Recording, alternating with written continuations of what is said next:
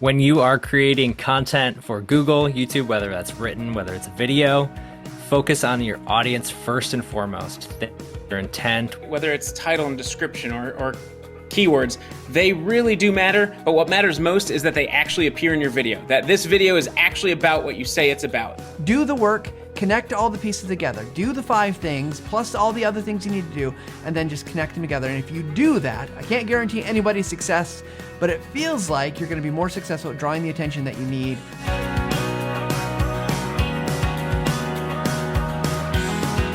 Hey everybody, welcome to this episode of the Workflow, part of the Visual Lounge. We're so glad you're here. We're excited. We've got a great topic. We're gonna be talking about SEO.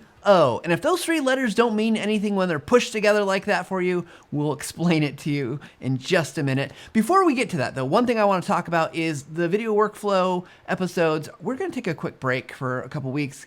We're going to regroup, take some time, stretch, figure out what we're doing. And we've got some great things that we're planning for. We just need a few weeks time to keep things moving for you. So we'll be back with that. The Visual Lounge that happens on Thursdays is going to keep going live, and then those drop on Wednesday in the podcast feed. So thanks everybody for being patient with us. And Justin, Andy, we're glad you're here. And here's the cool thing. I'm going to sit back. I'm going to learn a ton during this episode. And we're gonna basically turn it over to Justin to pour out SEO wisdom. But let's start with the beginning, because I know, especially for trainers, instructional designers, people that are not marketers, SEO is a term that they don't inherently know. So, Justin, what is SEO? It's not a rock band from the 80s. I figured that out. Yeah, at its no, it's not, but it could be. At its most basic, how I tell people is I help, SEO is search engine optimization. So I'll say that the acronym is that. So if you're not familiar, and basically what that means is trying to get your things to show up in Google for free. So in Google, the main search engine, you can either get in there by ranking really highly organically or by paying to put something in there. So SEO is the organic side of that. Well, I have a question. Let's roll. Right off, already a question. It's because I go to Google and I see a bunch of text. I mean, I guess occasionally I see a video. Is that an important thing? And I'm thinking for an audience perspective, right? Why does this matter? Why is it important to optimize for search? And it feels kind of weird to think about. Yep. And so it's becoming more and more important for video in particular because, it's kind of old hat at this point, but YouTube is the second largest search engine. It's also owned by Google. Therefore, Google is pulling in more and more, I'm sure, as you type in, especially how to or things around certain software or products, that Google is putting more and more video content into those search results. So if you're looking on how to cook a recipe, you're not just going to get a whole bunch of text posts. You're probably going to get 3 or 4 videos that pop up there too. Same if you're looking for help on a particular piece of software. It's the exact same thing. You're probably going to get a list of videos in there along with the text and the blogs and the sort of traditional, more text-based help content. And we've talked about this, by the way, in other parts of what we do, where we say, you can make the best video in the world, but it has to have an audience to be successful. So I think this is why this is so important, and it should be part of everyone's video workflow, because the fact of the matter is, if you make a great video, it has to get seen to be great. So I think Justin's really helped me with my own workflow, especially on YouTube, to make our videos rank for the terms that we want them to. Well, I just want to note that, something you said, Andy, is part of your work. Have a part of your workflow if you're putting a video externally. So if you're making an internal training video, I'm going to go on a limb and say it doesn't matter as much, but I think it really does matter, because I think the things, Justin, that we wanted to talk about today still have applicability. So if you're doing an internal video and you're thinking, oh, I don't have to worry about that, just listen, because I think you'll find that these things are really important. We've got a few of them we want to cover, but so Andy, thank you for that, because it would be so easy to think oh, it doesn't apply to me. I make training for my company, and that's just not quite the case. Yes, it's not trying to get ranked on Google, but you have a learning management system, or you have an internal SharePoint site or something that may benefit from good practice. Yeah. And we don't just have a few things. We have 5 things. In fact, and even talking about those things, I think it's important to mention the first one, as we're going to get into this, applies to both, because the first one is have a clear video title. And the reason we would say this works for, non external facing, for internal facing videos, is because if people don't know what they're going to click on, they're not going to click on it. Like, you need to be very clear about what they're about to watch. Let them understand this video is about, or, how to get through your, I don't know, HR software site. That was a real good example, Andy, real fast. But you get the idea. It's the title needs to tell them what it is. Otherwise, no one's going to click on it. No one's going to watch it. So what are some of the things that make a clear title? Because, I think from Andy's perspective, I'm thinking like the value prop, like, you'll learn how to get through this or do this, or is that what makes for good SEO for a title? Like, what kind of things should we consider here? When you're thinking SEO, or even when you're thinking internally, I think a lot of it comes down to that particular user or audience intent. And so with a video title, there's a million different things. We A/B test video titles. We A/B test blog titles for this exact reason. And what's that mean? I hate to be super basic and that's fine. Like, just testing pitting one against the other to see which one might win and which one might get more clicks or views and stuff like that. And so I guess the easier way to say is we test those things. But from the clarity standpoint, when you think of user intent, and some of it too is just how people are starting to interact with the different channels. So like YouTube, if you type in how to do X, Y, and Z, and there's one video that says how to do X, Y, and Z fast, and there's another one that just says X, Y, and Z tutorial. Which one are you probably going to click on? You're probably going to click on the one that says how to do X, Y, and Z fast, because it pulled in the full title, and then it's going to try to convince you that they're the fastest way to do it. And so there's little things like that as far as the title that aren't a direct tie into SEO, but when you're thinking about wanting to write a title, you want to write a title that somebody's going to actually want to click, and that has sort of an offshoot effect. And that's just true regardless of where you're posting that content. Well, and this is one of those things, clear titles, even on YouTube, we had a lot of tutorials that were getting dumped is the wrong word. We would upload a lot of tutorials all at once when we'd have a major product release, and the tutorial team usually is making them for our website. The tutorials live on our website. That's their home. And it was kind of secondary and helpful to have them on YouTube. And I asked them to do this. And when they got uploaded, they were all like, Camtasia 2021, X, Y, and Z. Camtasia 2021, A, B, and C. Camtasia 2020, but they all had that same Camtasia 2021. They didn't look different because the thumbnails were very similar at first. So those titles really didn't make it clear if you were watching the same video, if you'd already seen that video. And again, like, there's only so many characters in those small previews. So if it says Camtasia 2021, that's not a short title. And now we've got like a couple more characters left before it's gone. So really want to be sure that even, you want a long title to be clear. It doesn't have to be long, but you want a good title to be clear and say what the video is about. But you also have to realize that the first bit of that title may be all people read before they quit or give up. So it's important to make it very clear. Yeah, it feels like I don't have a lot of time, so I'm just scrolling. I need the thing that's going to grab my attention, tell me that this is the relevant video. And that's, I talk a lot about relevancy in a lot of different places, but this is like the first piece of that, right? Show me through the title that this is going to meet my needs, what I want, because everything else, I don't care. I don't care as Camtasia 2020, is it going to do the thing for me? Eventually I need to make sure it matches my product version. But I love that advice. So that's one. Oh, go ahead, Andy. I was going to say, just the last bit I was going to add is Justin's even shown, hey, keep Camtasia 2021, put it at the end, put it in parentheses, put it somewhere else. Just don't make it the first call out. Yeah, for sure. So, okay, so that's one. What is the second one? We're counting down or counting up. I don't know. We're at number 2. So what's number 2 here?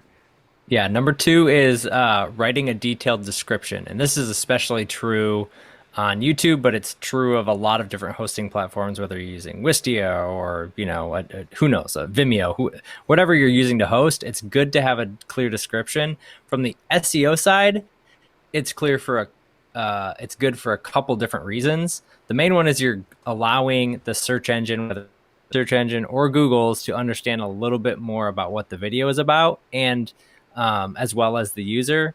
Now, both of those search engines can pull from the actual video itself, so the descriptions are probably becoming a little less important. But one thing I want to say that is an opportunity, and I know Andy will talk about this a little bit, it has to do with chapter markers and segmenting out the content. I'm sure most of you, if you go out to YouTube and you search videos these days, you're starting to see like little segments on the timeline across that lets you actually click through and find a particular segment that you want, having to go all the way through. It's kind of like a table of contents. And you're actually, what I've started to see is that stuff show up in Google as well. So if I type in how to do something, they're actually going to take that from YouTube, extract that information that you gave them in the description, and then display that on the Google results. So you could actually click into the exact point that you wanted to off that search result, all because you spent a little bit of time and had a detailed description. Yeah, those chapter indexing, Justin's right. That's one of my favorite things that YouTube's made so easy to do. And it looks somewhat intimidating. It looks like you need to be a code writer or something to do it. It's one of the easiest things to add. All you have to do is know where on your video, the section about audio editing is. Maybe it's 2 minutes and 22 seconds in. In the chapter section, you just write 2:22, 2 minutes and 22 seconds, and then write, whatever the section's about, audio editing. And just hit save, and YouTube turns it into a clickable link. Then after a day or two, it depends how long it takes them to process, that's when the timeline magic happens that Justin was talking about, where you can actually see it. It takes me back to the old days of authoring DVDs and Blu-rays and being able to make like chapters and scene selections. And people want that, like clickability, to jump to just the part they want. And if you use, Justin talked about user intent. If you use phrases that people might search, particularly audio editing is a good example of that, actually, then people are going to find your video because, again, Google is going to use those chapter indexes as placeholders. And also people will see that and they'll say, ooh, that's what I'm here for, and they'll click it right away. So chapter indexing is great. The other thing about descriptions that I love is any other links. Maybe this is a place where you send them to a relevant blog post or a product download page, or the next tutorial. Maybe this is where you're going to put a link to another set of playlists that are helpful. YouTube has all sorts of ways that you can do that. You can do it in an end card or an info card, but descriptions are ways that it's always there. And if people hit that see more, section to look under, you've got a bunch of help resources right there for them. So there's lots you can do in the description too. Well, Andy, I think you answered the question I was going to ask, is because I know like a description, obviously, as Justin talked about, it's a way to kind of further the search engine, let people know the details of what it's really about. But I was wondering about those other things, and should we be putting in, links to, whatever else we want them to see? The other stuff, does that help SEO? Does it not help SEO? Is it kind of neutral? Like, should we be trying to do those things, or is that just kind of extra? As far as SEO, I don't think it's going to do great necessarily for SEO. And the other thing it might do if you have too many is it's going to hurt your call to action. It's going to water everything down. Like, you need to have, and we've said this before on this podcast, you need to have a strong call to action. What are your viewers' next steps? Without that, they don't know what to do. They have too many options to click on. So really tell them what you want them to do. Tell them what to click on. Give them 2 relevant links, 1 or 2. 3 is going to start getting muddy and on. So I don't know that it's necessarily SEO help to have more links. A longer description is not bad. It's going to be helpful, but you may bury those links. So there's kind of give and take. All right. Well, I love it. We've got clear video title. We've got detailed descriptions. What is number 3? I get to play just the got number. Yeah, I like it. I like it.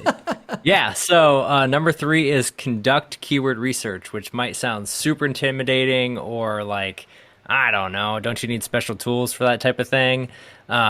We actually went through this in a previous episode, but you don't need special tools.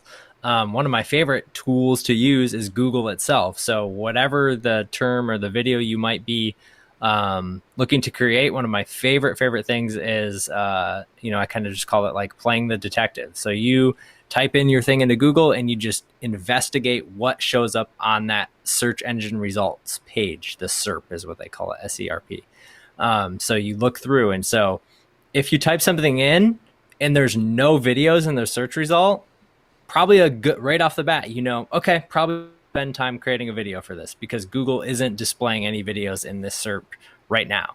However, on the flip side, if you type something in and you instantly see maybe a big video at the top or the 3 video carousels down at the bottom, like, okay, step 1, like, cool, this keyword is active to make a video. from there, there's one of my favorite other things in Google is the people also ask box. So if you type something in, Google's going to say, people also ask about these topics. And so you're just starting. It's not, when I say keyword research, it's less about like having these very defined keywords that you have to stuff into your video or try to pop into a script. And it's more like just try to answer or have the best answer around the questions that this video is supposed to solve. And if yours is the most robust, it's probably got a pretty darn good shot at ranking. You said something that I want to drill down on a bit, because I actually am going to ask you a question now, Justin. This is one of those things that still feels so backwards to me. When you search a term and no video shows up, in my brain, it says, oh, perfect, there's space for my video to rank. But what you're saying is Google isn't even showing results for videos for this term, whereas this other term has not only a big video, maybe a bunch of sub videos, so it is showing them. But what chance do I have to rank for this? So Great question. That's what I'm wondering. Yeah, I think there is always that possibility. And especially if it's a very, if it's a really niche topic too, like there might not be a video there for it. So Google's not going to have one for every single one. So that's not like a hard stop to say no. It's more kind of like just a check as you're going through a prioritization list of topics to say, if you've got 3 that already have videos in there that you might really want to also hit, how do you compare that against the one that doesn't? But if you do a search and you have a whole bunch that don't have videos in there, well, I still would suggest making the videos, because people are probably going to be searching it on YouTube, or Google will eventually catch up. I've been seeing that a lot, where search engine result pages that didn't have videos a month or 2 months or 3 months ago now have them, and it's getting pulled in as Google's getting smarter and smarter and pulling those things through. So it's not like a extreme to say no, never make that video. It's more so just like one piece of the puzzle. I know we have to move on pretty quickly, but the one thing I want to address with this too that's interesting, because I felt that way when we first started this like 2 years ago. I think it was June 2019 when we started kind of digging into SEO for YouTube. And one of the videos we started with, we watched, there was this terrible thumbnail, an okay video for one of those terms, but it had like hundreds of thousands of views. And we're like, oh man, we got to get in here. We can do this. We can get up to these numbers. Just like last week I checked, and we're, I think, 1,000 views less than that video, which is still up there and still ranking. So we caught up. Like I was shocked by this. But remember, with SEO, Justin always says, and I'm just going to keep quoting Justin forever. Justin always says, it's like the stock market. This is the long play, right? This is not something that like, oh man, my video was up for 6 weeks and it didn't catch up. Like, no, but after 2 years, here we are ranking right alongside and showing up ahead in the search results. Well, that's as you mentioned, it's the power of the long tail, right? Like it's a power of niche, being in a niche and going after that thing. So, but it's super interesting to me that one of the signals is if videos are not there, and as you said, Google might catch up. But I feel like that's a tall order. But I love that we're providing a way that you just keep working at it, and if it's not working, you can test your title, you can test your description. You got the right things chaptered, right? Like, so this is all great stuff. And obviously get your keywords, so you're going after the right keywords.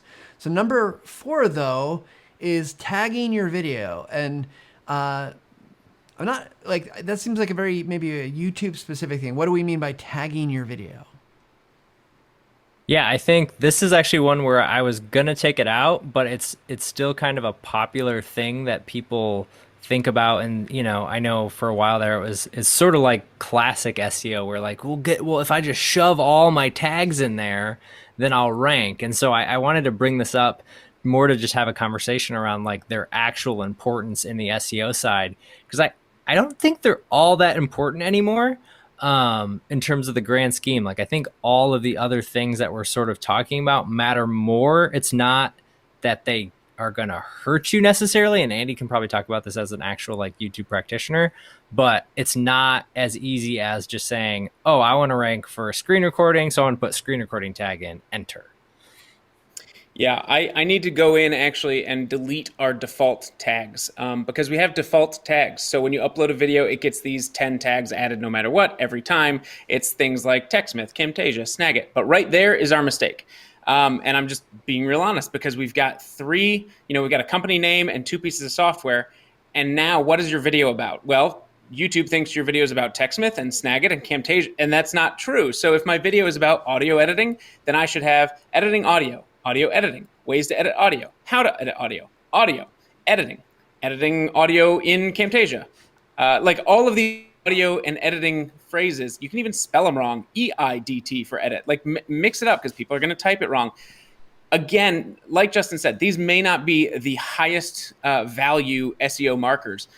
But if you really niche down into just what this video is about, it's going to speed up the process where YouTube figures out what this video is about, because it's really for YouTube, right? It's not for the viewer. Viewers aren't seeing your tags. It's for YouTube and the algorithm to present it to people who may be interested in this topic or similar topics. The other thing that doesn't get talked about very much is hashtags, because no one really searches hashtags on YouTube.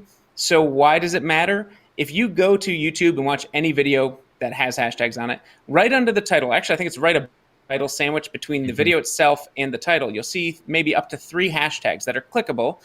So we may have screen recording, audio editing, Camtasia. And if I click it, I'll find anyone else's videos on those subjects. So there is a way to search hashtags. Again, slightly less value, but I just bury those. I'll choose 3 because no more than 3 will show up. I'll bury 3 at the bottom of my description that are only related, similar to tags, that are only related to the subject I'm talking about. So anything you can do to kind of keep that focused subject in your tags and your hashtags, it's gonna help. Like Justin said, it's not gonna hurt, and as long as they're specific, it should help. So it feels like with this SEO that there's in some things that we do in life, it's like one big thing. But it seems like, I'm guessing there's different weights here, how much you should, you probably where you want to focus. Your title needs to be that's probably a heavier weighted in your description.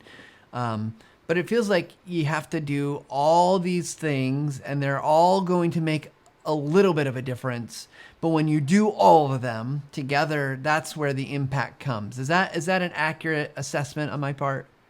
Yeah, I think so. I think, I mean, if somebody had the wand that revealed what, Google or YouTube or, what's the main rank, and people discuss this in nausea, like go to any SEO forum, you'll just see back and forth in terms of what's the most important thing.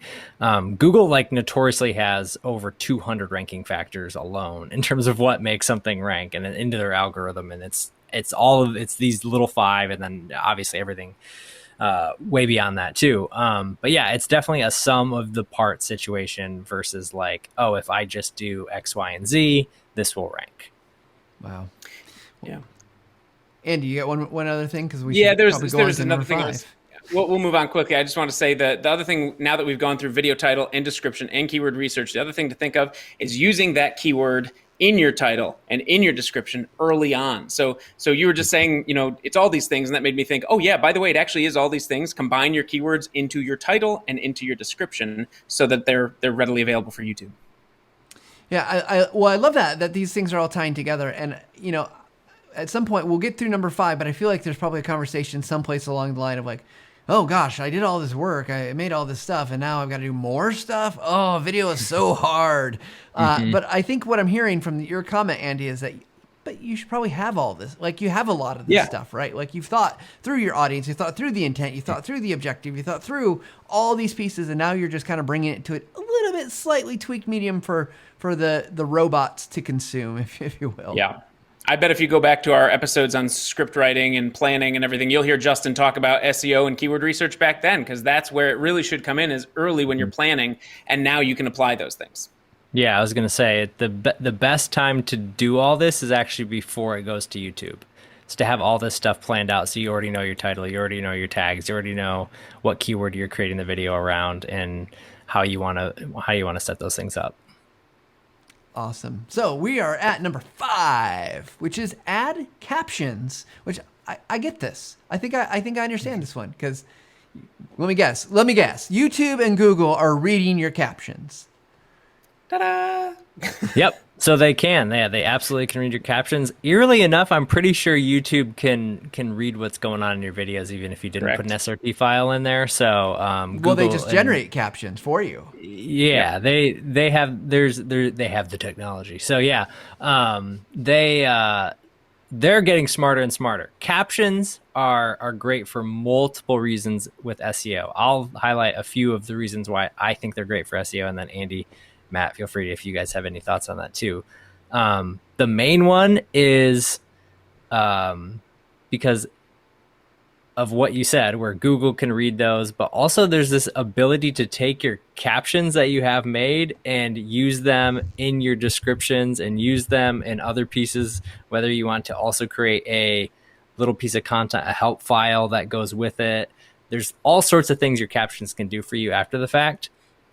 They also help as you're scrolling on your phone on YouTube in particular. Like if you don't want to actually listen or watch the video, you can actually just, this is true on all social platforms, but if we're talking about this in particular, you can actually consume the content without having to listen to the audio. And then obviously, just from an accessibility standpoint, it broadens your audience and it allows that content to be consumed and shared and watched by more people. Yeah. Yeah, I don't remember the statistics for YouTube offhand. I know it was Facebook. It was off the charts. It's something like 75 or higher % of viewers are actually watching videos with the sound off. And so having those captions are immediately going to keep your audience more engaged because they can actually understand what's being said. And I mean, a lot of people will put, rather than captions, they'll do on-screen text, and that's fine. But the benefit of captions too is, again, like we've said, it's searchable by, search engines, so Google can index it. The other thing we've done, and I don't know that this is necessarily great for SEO, but it's great for your audience. If you have a large audience, if you have an international audience, if you have people watching, you can check in all your YouTube Studio analytics. I've got a lot of people watching from, Mexico or Spain. Well, then you should have some Spanish captions on there if you're speaking English. And you can very easily do that by auto-translate in Google. You can do, I think YouTube's captions will do auto-generated captions in the language. And then they'll even offer a box for you to translate your description and title. And that's when I typically just grab it, go over to Google's Translate, drop it in there, and paste it. It's like 95%. It's not 100% accurate. But we've had our team who speak other languages review them, and they say most of the time it's pretty spot on. So that's another chance to kind of broaden your audience. But yeah, SEO for captions is just a no-brainer. Yeah, I have actually no sense of what is good for SEO and captions, but I would have to imagine that Google would say, or any, they're looking at the accessibility. Justin, you mentioned accessibility, right? They're got to look at that and say, like, this is making it easier for everyone to watch. It's not just the hard of hearing. It's not just the, sight or, the impaired in any way. It's making it better for everyone. And we want to, I would think, and I don't know, but it seems like you would reward that, right? Because that benefits them because they want people to watch on YouTube longer, more videos. That's what they really are concerned about. We're concerned about getting in front of people so they get the help that they need or the success that they need. Google cares about time. I imagine. So yeah, I don't know. And as we talked about, like script writing, when we're doing it at the front stage and we're talking about keywords, when you're writing your script, hopefully you're applying your keywords into your script. And now what is your caption file but that script with your keywords in it, hopefully. So there's another chance for Google to index your keywords. Man, this is good stuff. And then if you wrote a script, like we talked about before, you've got your transcription, so it's going to be accurate because YouTube's transcriptions are good. But sometimes they can't understand the way I talk because I talk funny. It's same thing with lots of transcription tools. It's like we apparently work for Texas something or other, Texas Smith, yes, not Tex Smith. So how about seeing taxes mit? Yeah, they don't understand pronouns. So we've gotten 5. We're almost out of time here. What else? Are there any kind of? I want to get our final take here. But what else? Is there anything real quick that you guys would want to mention about SEO and video before we take our final take?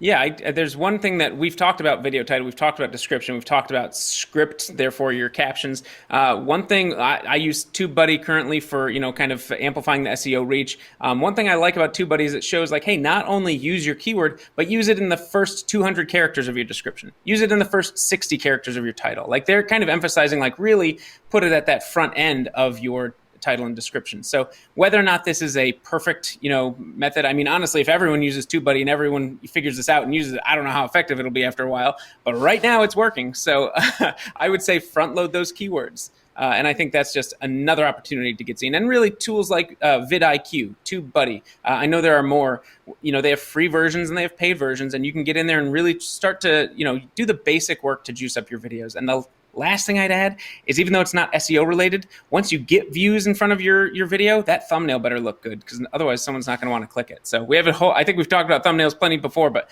you have to have a decent looking thumbnail. Otherwise, when they get there and find your video, they'll go, nah. Yeah, makes sense. Makes total sense. Justin, anything you'd want to add? I'm putting you up on a big screen just because I figure you do.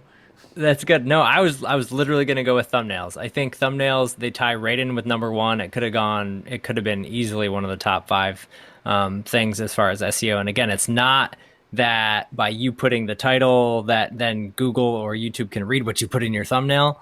It's not that matters from the SEO side. What matters is that click and getting that click through, because the more that Google and YouTube see people clicking, staying, watching, like they can connect all those dots, right? And see what is the most useful thing for the audience. So if you can get more people to click on your video, to watch it longer, all of those things matter to help that video eventually get to the spot where it's going to rank. All right. Well, this has been fantastic. I have learned a ton. It's got me really thinking about how I can apply this not only to our public-facing videos, but also thinking about internal videos when you're working in just an LMS. All these things make sense, again, in those systems. I just want to be the advocate for that, because I think sometimes it's so easy to think, oh, marketers, they do their marketing thing. Trainers, we do our training thing. But if you're doing customer education, of course you want to get your videos found. If you're doing internal training, same things. People are people, right? And you want them to click on things. You want them to watch things. You want them to understand that proposition going into it, and then be able to get to the points they need, like chaptering. Get them to the point. They're coming back. It makes a great job, Abe. So with this all said, let's do our final takes here. I think I'll start because I feel like I learned so much. So my final take is this. Do the work, connect all the pieces together, do the 5 things plus all the other things you need to do, and then just connect them together. And if you do that, I can't guarantee anybody's success, but it feels like you're going to be more successful at drawing the attention that you need from the Google robots, from real people, because they'll see the value that your video has to offer.